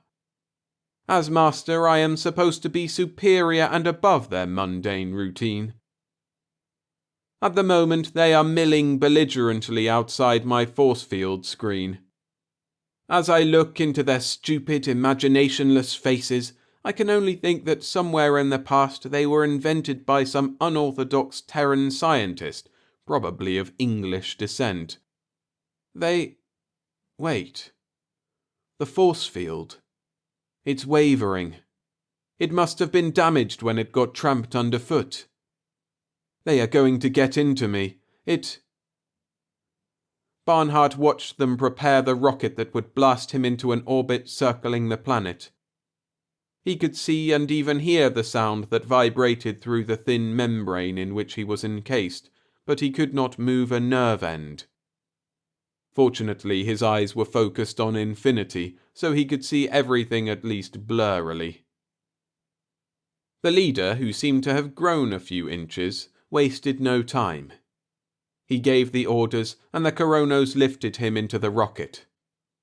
The hatch closed down on the indigo day, and he was alone. The blast of takeoff almost deafened him, but he didn't feel the jar, only because, he realized, he could feel nothing. A few weeks later, the centrifugal force of the spinning rocket finally nudged the latch and the hatch swung open. Barnhart was exposed to naked fire-bright blackness itself. After a day or two, he stopped worrying about that, as he had stopped fretting about breathing. He grew accustomed to the regular turn around the planet every 14 hours. For 2 out of every 3 seconds, he faced out into space, and that was always changing. Yet, all poetry aside, the change was always the same. He didn't have to worry about keeping on a schedule. He kept on one automatically. And he didn't like it. So he kept retreating further and further from it. We couldn't leave him there. What? Who? Barnhart thought, along with at least 7 other W's.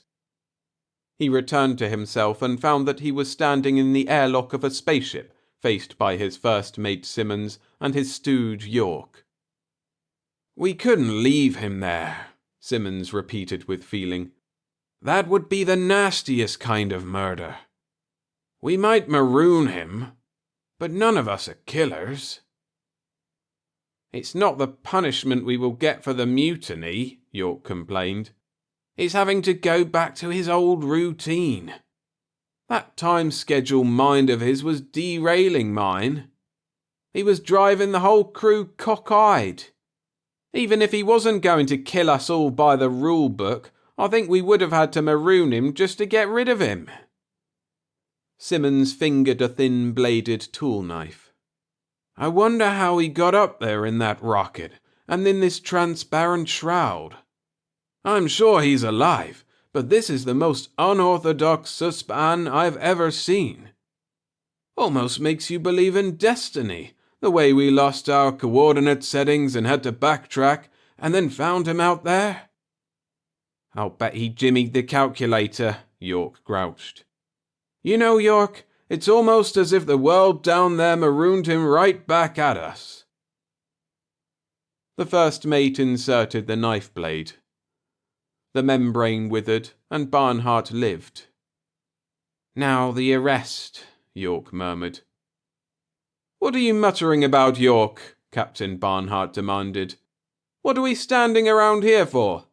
You can't expect me to waste a whole afternoon on inspection. We have to get back on schedule. He looked to his wrist. 1,500 hours. He doesn't remember, York said behind him. He remembers the same old routine, Simmons said. Here we go again. Barnhart didn't say anything. In the close confines of a spaceship there was bound to be a certain degree of informality. He stepped inside his cabin at the end of the corridor and did what he always did at 1,500 hours. York and the first mate were deeply disturbed. Barnhart looked out at them sharply. Well, spaceman, I run a taut ship here.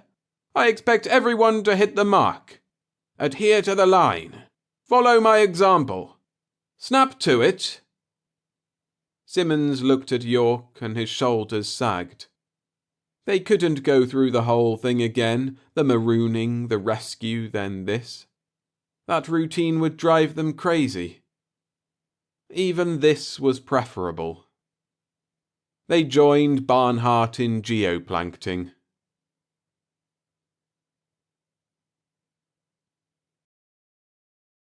Remember, hitting the like button really helps the channel and supports me as a narrator. Thanks. The Geisha Memory by Winston Marks. Narrated by William Skye. With a song in their hearts, the celibates of Mars gaily relived the Geisha memory. Peter Duncan lay strapped, drugged and supine on one of the 80 narrow bucket couches on the passenger deck and was miserably, continuously sick. It was not a nice, steady nausea that a man could adjust to, nor even a rhythmic vertigo like one suffered from an ocean liner wallowing in ground swells. It was a shifting, sliding instability in 3 dimensions as the Mars-bound vessel responded to automatic radar controls. The concept of interplanetary space being empty was long since an exploded myth, Duncan was reminded, as the spaceship veered, accelerated, decelerated, and corrected course to avoid collision with meteorites approaching from thousands of miles away. That 79 other passengers and the whole crew were suffering as much as he was little comfort. They, at least, had a substantial reason for being here. Aside from the money, in which Duncan too shared, these others were vital players in an enormous game, supplying energy-starved Earth with fissionable materials from the inexhaustible mines of Mars. The single ship was the only link between the 2 planets, and it represented Earth's greatest extravagance in history. The passengers, replacements for 80 mine workers who had served their 4 years and 100 days contract time, provided the essential manpower. For them, it was important work and brought them not only the $100,000 contract fee, but also membership in the highly honored and exclusive fellowship of the Mars Society. Back on Earth, they were assured a lifelong position of fame and wealth. To facilitate the recruiting of future crews, public relations man Peter Duncan was to see to it that romance and glamour surrounded the Mars Society with honor bright and a yard wide. And it wasn't easy. The rigors of the round trip alone were no secret on Earth. After 30 years' operation, most visions of romance in spaceflight had been dissipated by the grim details of the stomach-wrenching journey. Duncan was new to the job. And too young for the job, he had thought. But now the joker was apparent. Senior publicity men in the employ of General Fission enjoyed the high pay and conventional public relations work with their feet comfortably secure on Earth. But GF needed a 25-year-old for this assignment that broke all precedents. Experience came only with age, and age was the disqualifier for spaceship travel. It was not his Phi Beta Kappa key his employers admired, but his youthful circulatory system, his sturdy, compact skeletal structure, and above all, his emotional stability quotient. And the world-shaking assignment for this proud package of manhood was to track down the meaning and implications of a song. A song that had seeped out of the bistros and nightclubs of Earth, a song that could have no other origin than returned space miners. There were endless verses to it, but the last lines were always similar. Several stanzas ran through Duncan's brain to the tune of the ancient patriotic ballad America the Beautiful. Farewell to Mars and frigid stars that light the rusty sands. My one regret I'll not forget, those ever-loving hands. My stint is done, my fortune's won, break out the earthling bands. I'm glad to go, but yet I know I'll miss those loving hands. To breathe again like other men, and aerate my glands, for this farewell to all that's hell, except those loving hands. We want to know, Duncan had been told, what the devil is going on out there. Why not cross-examine the returned miners? Duncan had asked. The answer was simple. They wouldn't talk. There appeared to be a conspiracy to keep the significance of the song's suggestive last lines. Never had a taint of immorality touched the Mars operation. When the first party of young women were included in the crew 10 years ago, eyebrows had been raised. But subsequent returnees had given no cause for the slightest whisper of impropriety. They couldn't afford to. The rules were hard and uncompromising. On Mars, no female member of the company was allowed to associate with any male except in working hours and within the strictest limitations of her official duty. 20 women and 140 men lived in complete segregation. Violation of this rule imposed a $10,000 fine on each of the violators. When Duncan had asked the obvious question, he learned the fantastic truth. In spite of General Fission's worldwide recruiting campaign, they couldn't fill their quota of 80 men for the half-shift change every other year. After the physical examinations reduced the thousands of applicants to a few hundred, the emotional tests took their toll. Of the remainder, 10 berths always remained open. The housekeeping, supply, and medical care jobs went begging. Women were the only answer. It was not difficult to recruit suitable female candidates for the 20 berths. The complications came with the problem of a mixed crew in isolation for over 4 years. Marriages would be inevitable if allowed. But in Mars's reduced atmospheric pressure, pregnancy would be fatal to mother and child. Hence the segregation rule. Until the song reached Earth, all had gone well. Young people selected for their emotional stability seemed able to withstand the terrible loneliness. But now, the song, and the whisperings that were threatening to disrupt the whole recruiting campaign.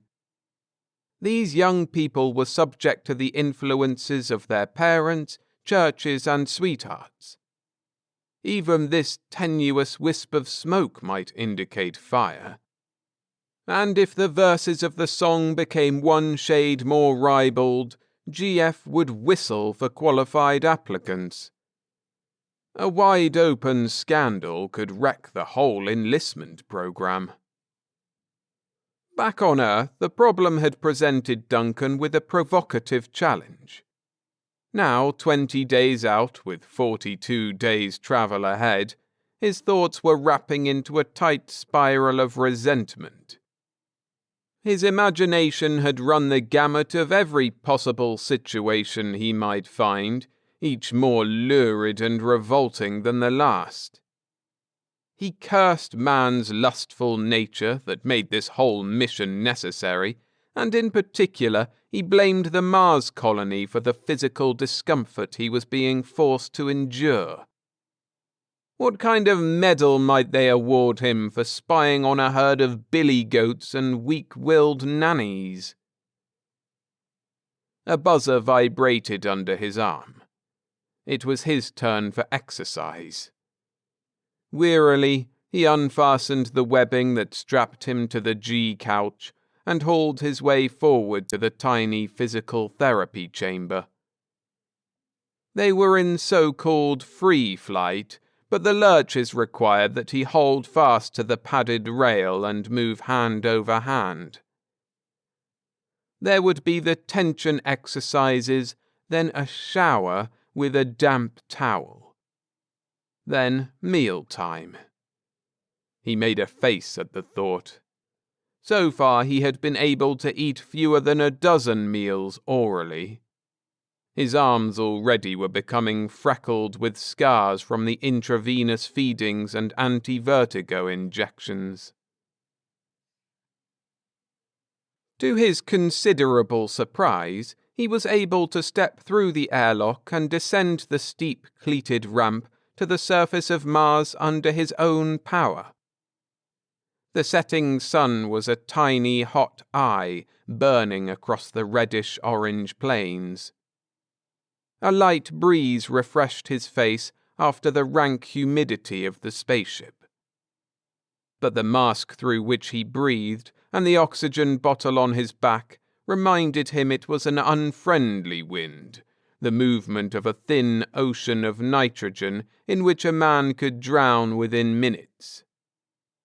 He sucked gratefully at the low-pressure oxygen and in silence shuffled after their guide. Gravity was only a third of Earth's.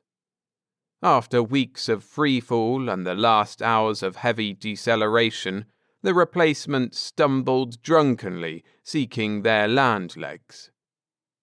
A half-mile from the ship, the lights of the mine and lesser glow from the settlement alongside guided their course.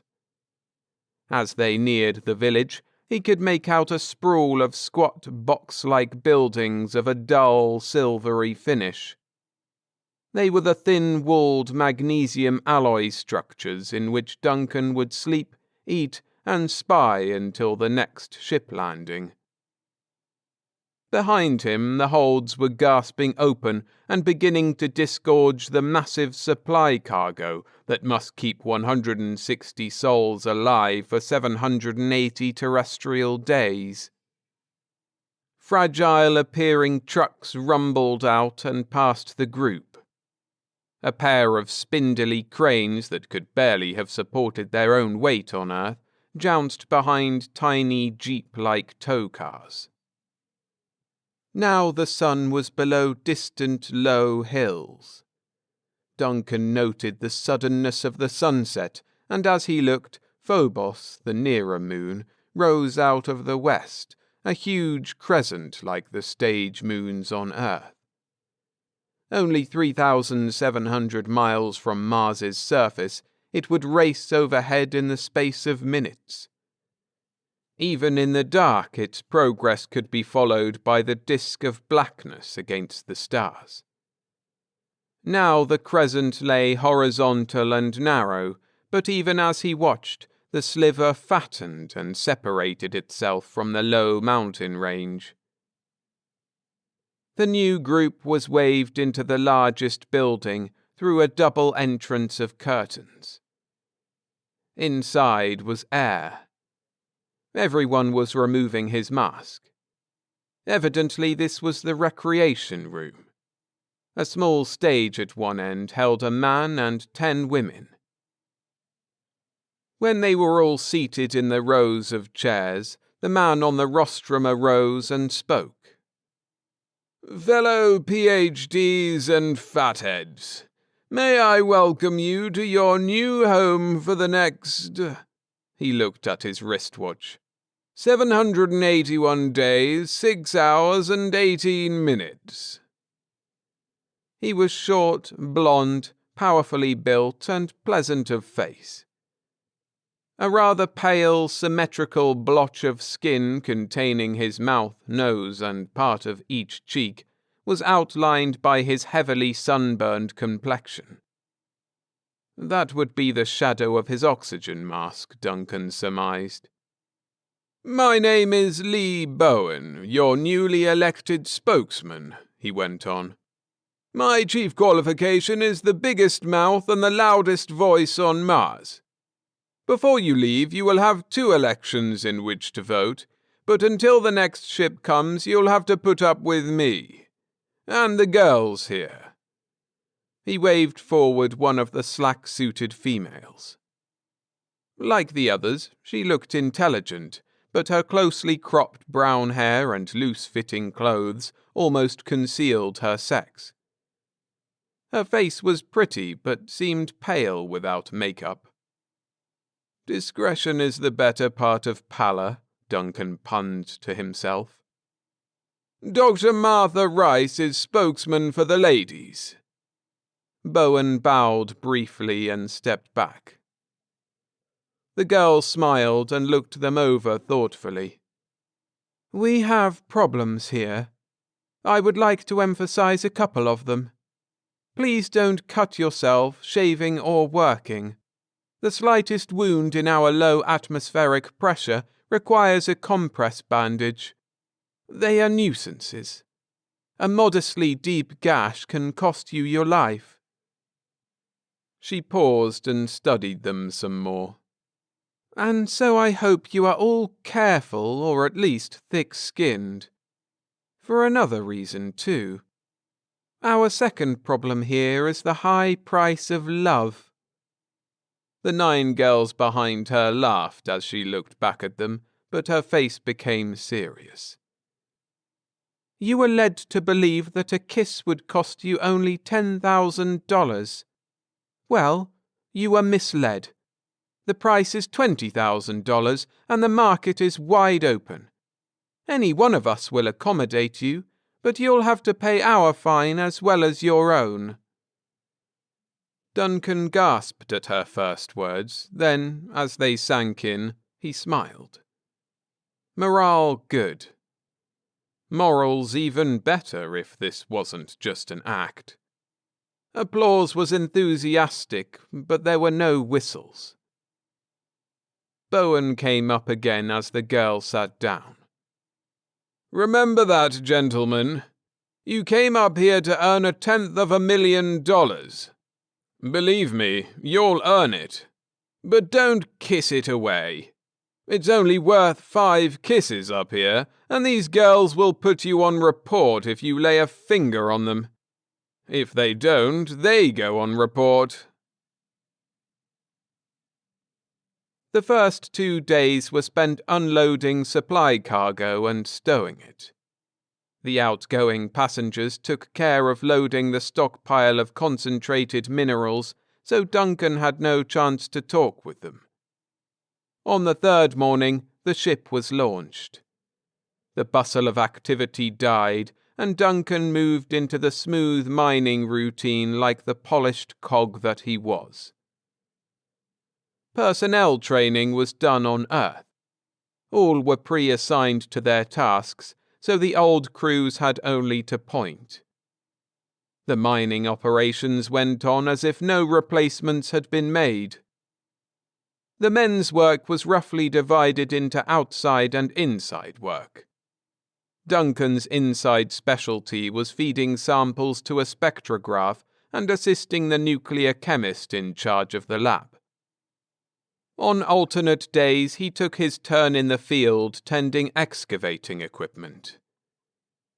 Since the mine was located near the equator, this alternation of the whole crew was necessary to reduce exposure to the miniature sun that provided so little useful heat, yet whose ultraviolet pierced the cloudless thin atmosphere with vicious intensity.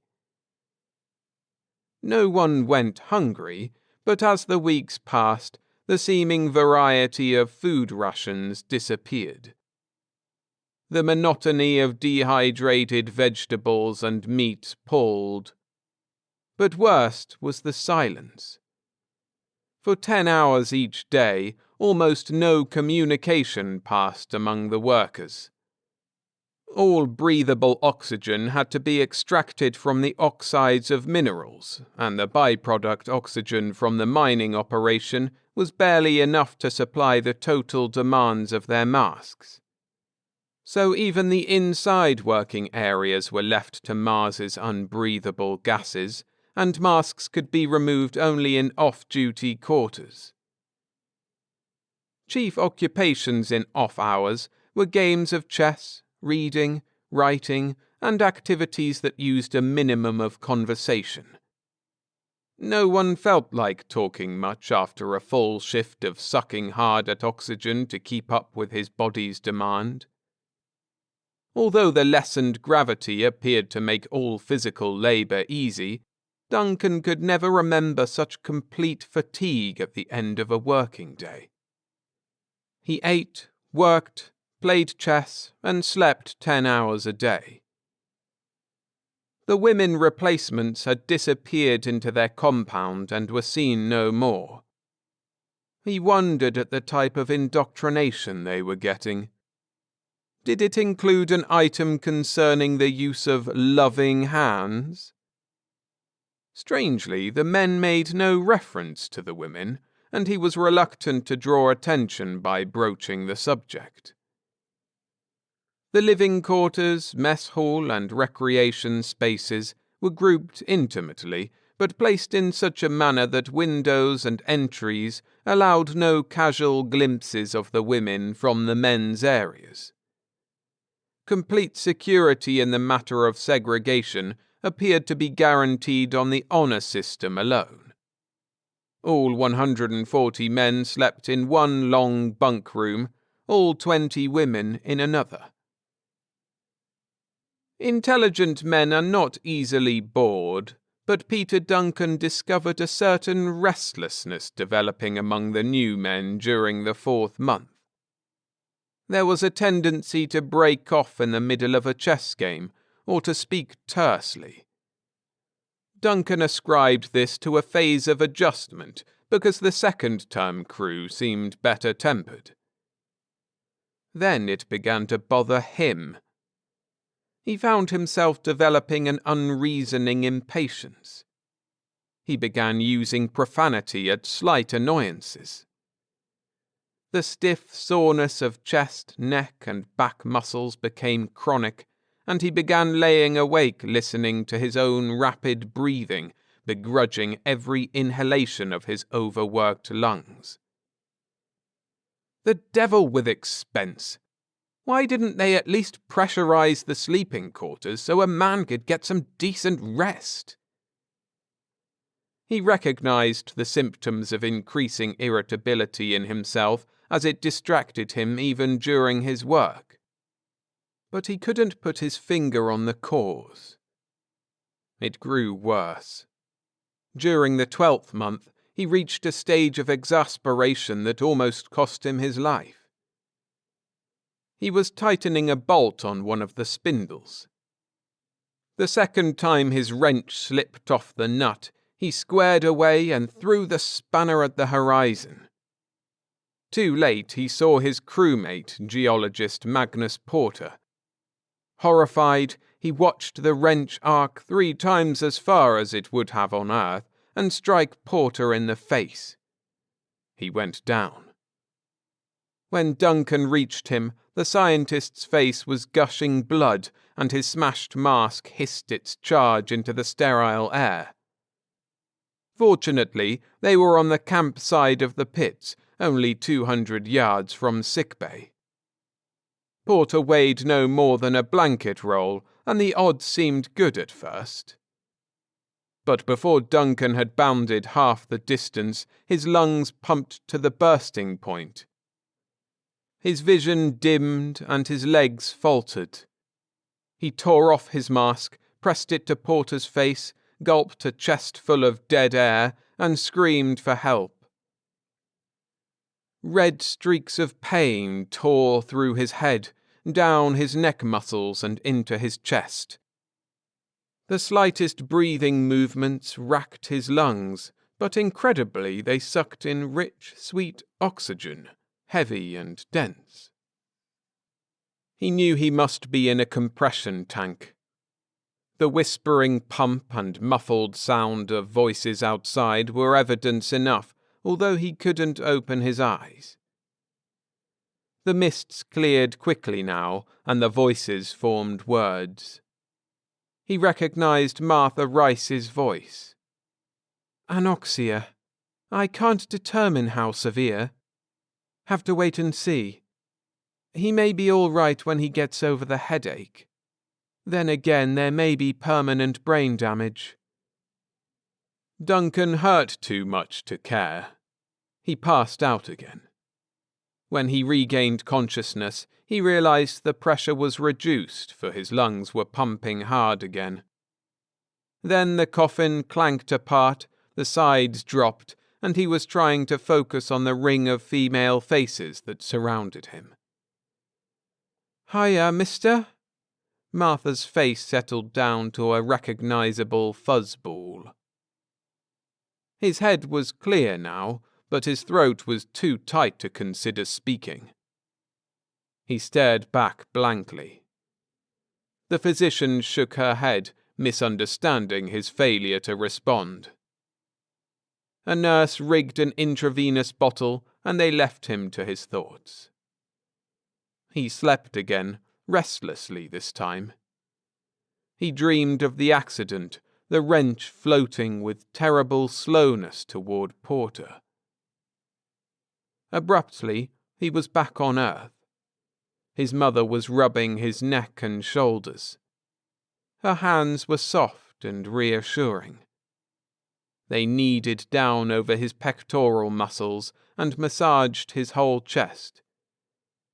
But how did his mother know his chest hurt? You don't hurt your chest playing tennis. But this chest did hurt, and the firm, supple hands brought it warmth and life. His mother understood. His eyes flipped open, and he stared into the inverted face of a nurse, stubby blonde curls bobbing crazily as her body swayed over him. "He's up," she said aloud. Dr. Martha Rice moved into view. "I'll take over. Save yourself for tonight, Muriel. It's getting rougher." The physician's hands replaced the nurse's, but the gentle, rhythmic touch was the same. Duncan relaxed in an orgy of tactile ecstasy. "You are Peter Duncan. Do you understand?" she asked. He blinked, and she took that for affirmation. "In fact," she continued, "you are now Hero Peter Duncan." This didn't register right. Hero? They must have saved Porter's life, but they didn't realize how it happened. And now she was misconstruing his puzzled expression. "I am Dr. Martha Rice. Remember me?" All Duncan could think of now was the hands. Loving hands. What was the right answer? If he answered wrong, the hands would stop. He closed his eyes. Loving hands. He remembered his mission. How could he have better arranged it? This was ideal. By feigning slow recovery, he could... The hands stopped. A finger peeled back an eyelid. "You are awake. Come to, mister." Duncan opened the other eye and stared at her and let his lips part. He grunted. It was night. Duncan was detached from the intravenous needle and tube, and a small compress bandage covered the throbbing vein where his blood had boiled out when the needle was withdrawn. He had decided to reveal enough recovery to take oral nourishment. The wall chronometer, adjusted to the slightly longer Mars day, read 2300, an hour before midnight. He was alone. It should have been quiet, but several times heavy footsteps had passed down the hall near his tiny room. The sick bay was attached to the women's quarters. Distinctly, he heard an outside door open and the clump of safety boots past his room. Slipping off the high bed, he opened his door and looked into the hall. It was a man. Even in the dim light there was no mistaking the broad physique.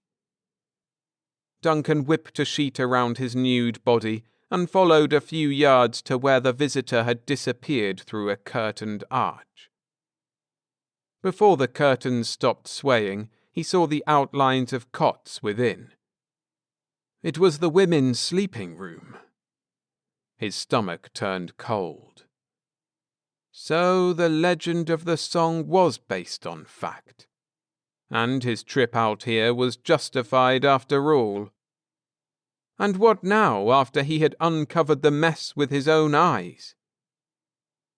He approached the curtains uncertainly. A sob from within startled him. It was a man's cry. A girl's voice said something softly reassuring, and all was still again. Duncan lurched through the arch and stood rooted. The denunciation died in his throat. 20 single bunks were spaced around the walls. Each was occupied, but only 3 girls were asleep. The rest were sitting on the edge with their feet on the floor. At each girl's feet, with his back resting against her legs, was a member of the male company. The pale light of Deimos, Mars's second moon, shone through the overhead panes to reveal the secret of the loving hands. Duncan watched 17 pairs of arms encircling the necks of as many men, hands reaching down under loose jackets to massage aching chests and rising to knead gently on tired shoulder muscles. Fingers strayed tenderly over masculine foreheads and necks with unmistakable caressing motions. The prone figure near him stirred, and a sleepy face looked up at him. "Oh, my gosh, it's Duncan," she said. It was Martha Rice. She slipped from the blankets and drew him over to her bunk. "Sit down," she invited. Stunned, Duncan lowered himself to the edge of the bed. "No, not there. Down, boy. On the deck," she pointed. "The fellows would get the wrong idea, patient or no patient." Duncan complied, leaning against her warm legs as the others were doing. She sighed, yawned audibly, and began the massaging routine. With the touch of her hands, the confusion left Duncan's tortured mind. Propaganda, morality arguments, missions into space, and the importance of $10,000 fines disappeared. This was real.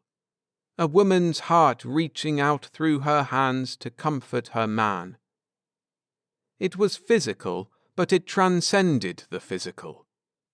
It justified the rigid segregation rules, even as it glorified them and violated them. The need of man for woman was too great for any barrier. and no woman could refuse giving of herself when the need was desperate enough. 3 more men came through the curtains.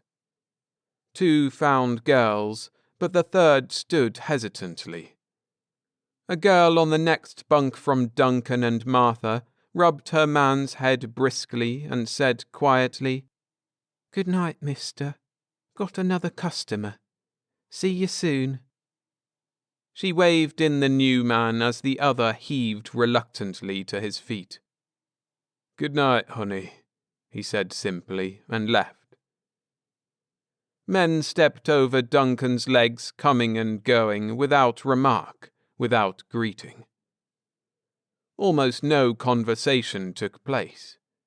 A whispered good night or a soft word of comfort, and then minutes of silence except for the rustle of deep sighing breathing. Then Martha's hands stopped. She pulled him to his feet and led him toward the arch. Instantly, several girls' heads turned toward them. "Want help, Doctor?" one asked almost sharply. "No thanks, Claire. This boy's sick." She led him back to his room. He turned his back to the bed as though to sit down, but instead he moved to her. She slid into his arms as though it were rehearsed, and he crushed her closer to him. Through their light garments, he felt her body strain for a brief moment, then completely relax. She peeled away from his lips. "Mister, that will cost you just $10,000. You're on report." The shock of her voice was a cold plunge back to another reality. Duncan's hands fell to his sides, and he sat down heavily, head bowed. Martha lifted his legs, untwined the sheet, and tucked in the blankets. Suddenly she dropped to him and pressed her face to his. "You poor devil! You poor, poor devil!" Her tears rolled down to his face, and she cried unrestrainedly for more than a minute. Duncan kept his hands at his sides, and it was his greatest triumph of self-control. He gave himself 2 days to effect recovery. On the second morning, he called for Dr. Martha Rice. She came in alone, her darkly handsome face inscrutable. "You are better, I hear. For exactly how long have you been feeling better?" Duncan smiled. "Long enough to want to get out of here. How is Magnus Porter?" "He left an hour ago. He'll wear a bandage for a week, but your mask saved him from anything serious. That was quite a gesture, my boy. As I mentioned the other night, you are on report," Duncan winced, "for a citation for heroism beyond the call of duty." "You're quite a girl yourself," Duncan said. "Where are my pants?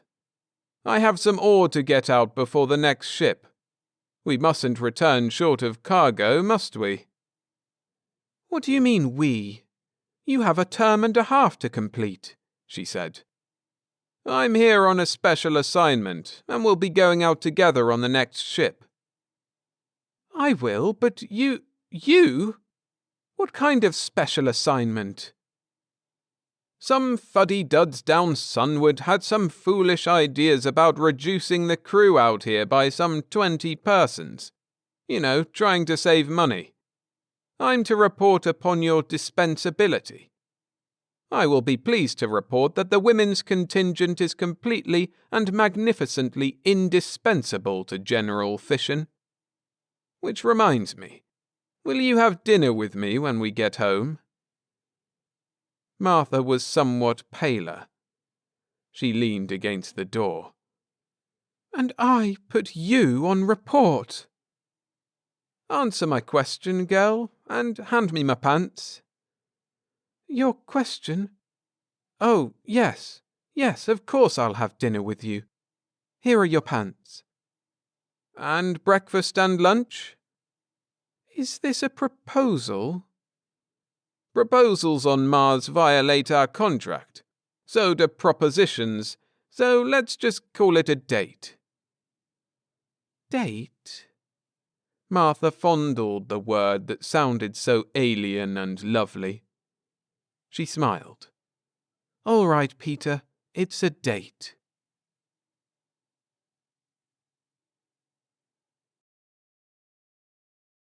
Thanks for listening. I'd love to hear what you thought of the stories, so share your comments down below. And go check out the full-length novel narrations I have available. They're DRM-free and ready for your audiobook player on any device. You can listen chapter by chapter, or as one neat file, no subscriptions or ads. Buying one supports me directly and helps me make more stories you'll enjoy. There's a link to the page where you can get them down in the description. See you in the next one.